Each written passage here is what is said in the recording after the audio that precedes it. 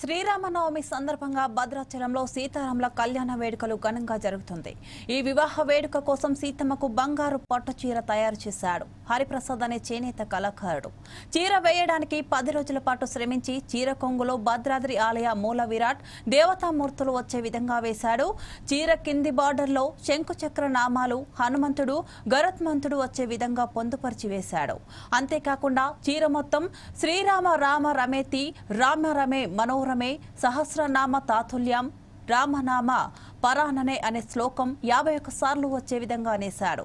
చీరలో 1 gram gold zari పట్టు దారం ఉపయోగించి 7 గజాల చీర 800 గ్రాములు ఉండే విధంగా నేసినట్లు హరిప్రసాద్ తెలిపాడు. ఈ అరుదైన చీరలను ప్రభుత్వం కొనుగోలు చేసి దేవాదాయ శాఖకు అందించాలని, తమ చేనేత కళను ప్రోత్సహించాలని, ప్రతి సంవత్సరం సీతారాముల కళ్యాణానికి తమ సిరిసిల్ల నేతన్నకు పట్టు వస్త్రాలు నేసే అవకాశం కల్పించాలని సీఎం రేవంత్ రెడ్డిని ప్రత్యేకంగా కోరుకుంటున్నారు.